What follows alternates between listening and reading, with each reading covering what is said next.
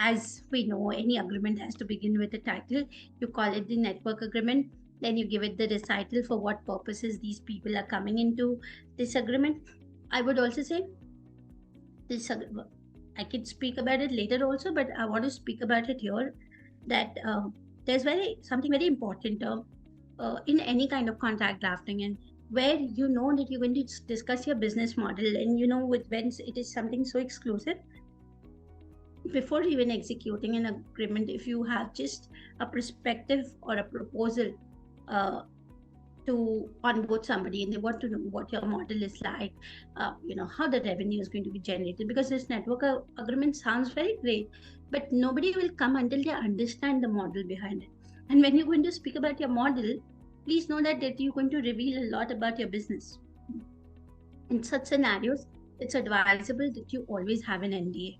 Very, very important, because it can be used against you in no moments, no days, yeah, and your business could just be taken away. So best that you execute a confidentiality agreement. So yeah, the title, then you do the recitals, and then of course you have the operative and the boilerplate clauses. But we're going to look into a network agreement once we are through with the slides, and I'm going to take you to the most exclusive parts of this agreement, without which a network agreement will not become a network agreement. Yeah, let's move ahead, please. Essentials, gross rate, network fee, focus skin. I'm going to speak about it in detail. Gross rate is basically the rate that is generated. Rate is what? The commission of what? So any player that comes on my platform, and the money that is collected. So if 10 player comes, and if I take 10% of the fee that is been deposited, maybe deposited as the winning amount. Yeah. So the 10% of that which I take is my commission. That is rate.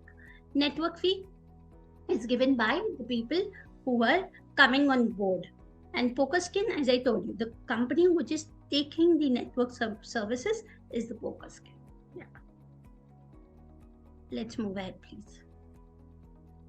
Scope of the agreement in grant license. It's very, very, very important in this agreement that you define very clearly as a network provider of what your scope is. If you miss out on anything, it will become a point of fight, because you are putting in a lot of money. I'm going to speak about it, Akshay, again and again. If you still don't understand, we will come back. That was very simple. I'll keep repeating about it. So if you are working for this network agreement, you as a lawyer have to make sure that your scope is very clearly defined. That are you giving them marketing services? Are you giving them operational services? Are you giving them payment gateway services? Are you creating all the MISs for them?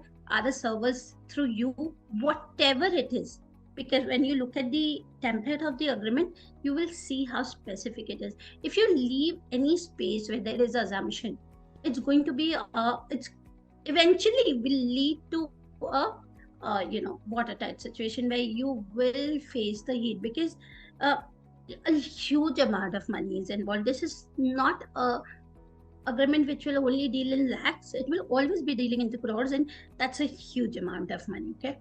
um, yeah, I'm going to speak about it more, and I'll show you what should be the scope.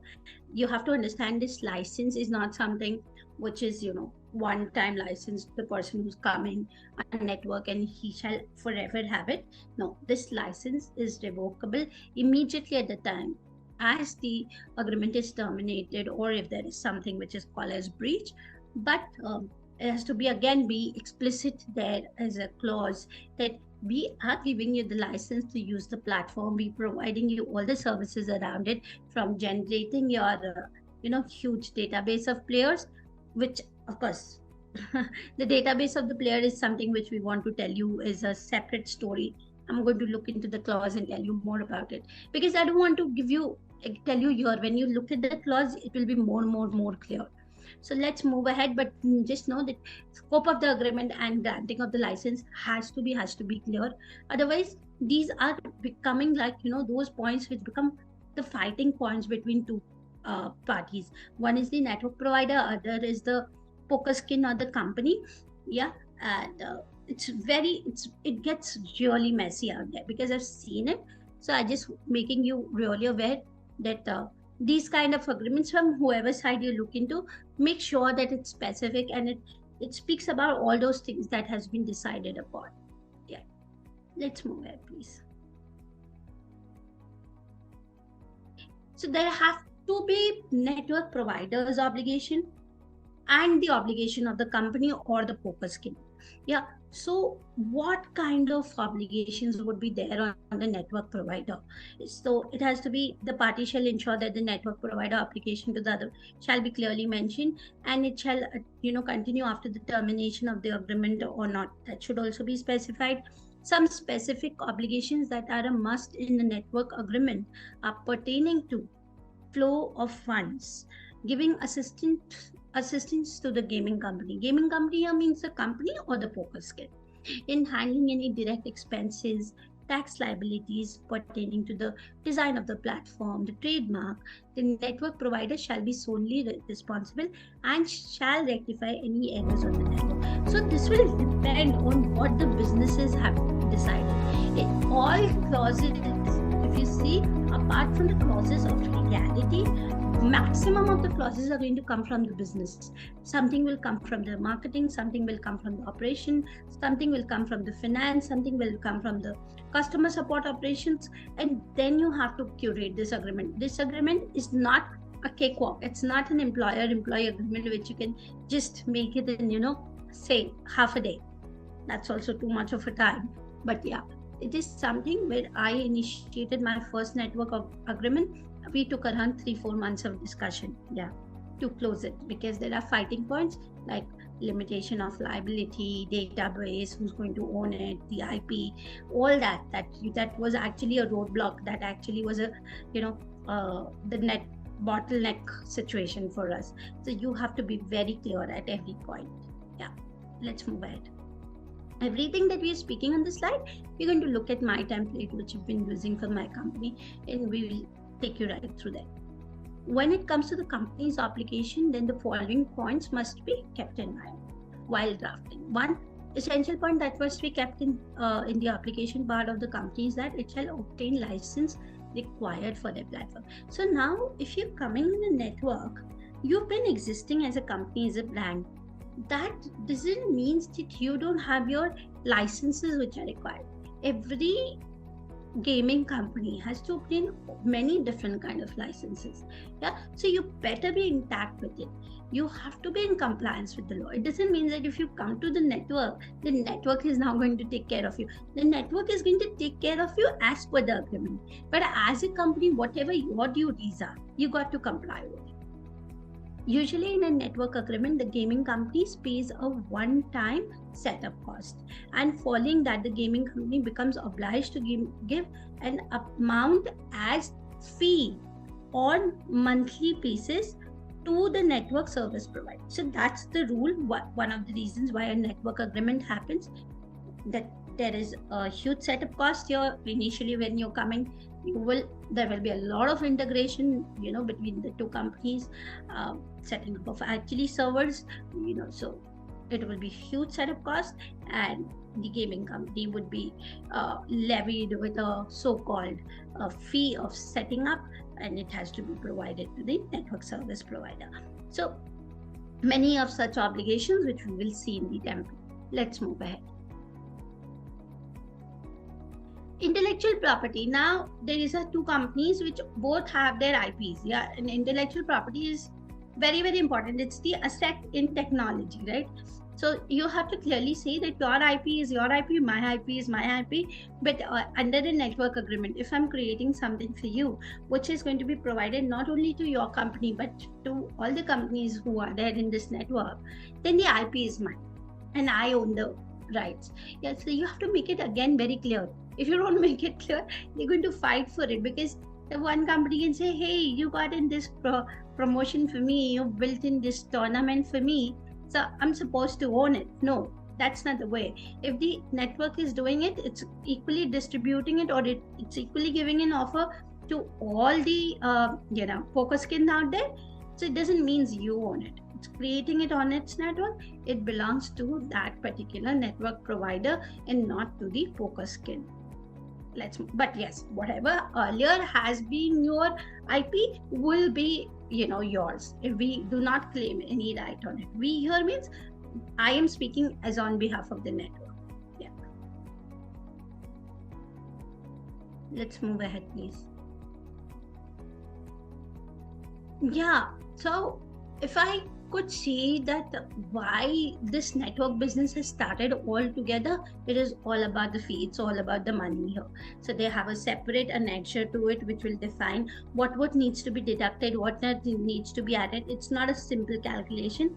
There are different criteria, and then comes a fee share, which goes down to the network agreement. Now, why there is a fee share? Because the network is doing everything for you.